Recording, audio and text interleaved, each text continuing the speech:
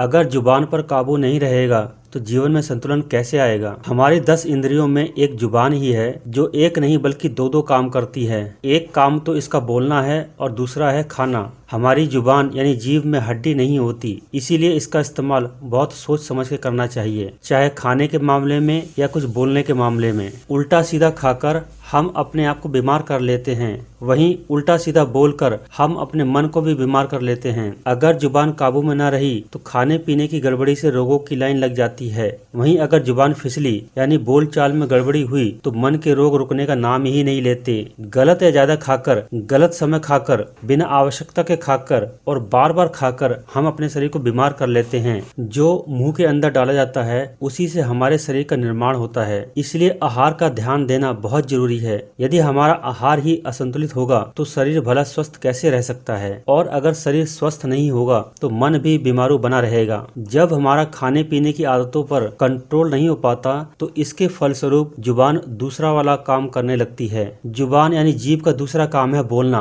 अनियंत्रित भोजन की वजह से जुबान भी अनियंत्रित हो जाती है। ऐसे में व्यक्ति अनावश्यक रूप से बोलने लगता है। कोई बोल रहा होता है तो उसे बार बार बीच में टोकने लगता है, आवाज तेज हो जाती है, स्वर में नाराजगी का पुट भर जाता है, व्यक्ति में रूखे से रूखा बोलने का दोष पैदा हो जाता है। नतीजा होता है कि वाणी पर टिके हुए संबंध कमजोर पड़ने लगते हैं, क्योंकि हम अनजाने में उन शब्दों को बोल जाते हैं जो सामने वाले के सम्मान पर आक्रमण करते हैं। गंभीर बात यह है कि व्यक्ति उन शब्दों को बोलकर भूल भी जाता है, लेकिन वह एक आदत से बोल रहा होता है। जैसे हम खाना भी एक आदत के आधार पर खा लेते हैं।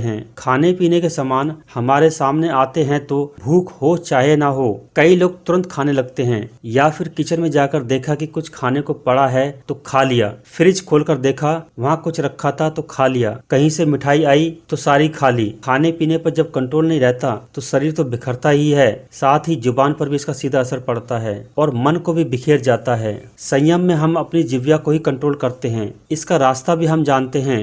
रास्ता है मौन और उपवास साधना।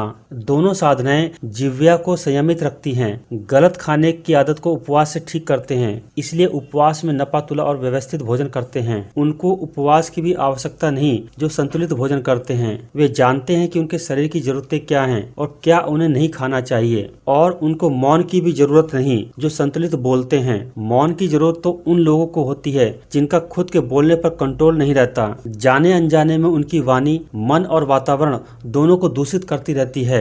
यदि जुबान पर हमने नियंत्रण कर लिया तो समझो कि हमने शरीर और मन दोनों को साध लिया। व्यवस्थित वाणी हमारे मन को व्यवस्थित कर देती है और सधा हुआ मन हमारे कर्म और वचन दोनों को संतुलित कर देता है। शब्द ही तलवार है और मरहम है, इनको बहुत सोच समझ के इस्तेमाल करना चाहिए। जो घाव तलवार नहीं दे सकती उससे ज्यादा गहरा घाव कटु शब्द, कड़वे वचन दे सकते हैं। शब्द सामने वाले के अस्तित्व, वजूद, आत्मसम्मान को छलनी कर देते हैं। किसी को गलत शब्द बोलने से पहले एक बार सोचें, क्या यह शब्द बोलना जरूरी है? अगर गैर जरूरी है तो उसको बिल्कुल न बोलें। हर एक का अपना आत्मसम्मान होता है।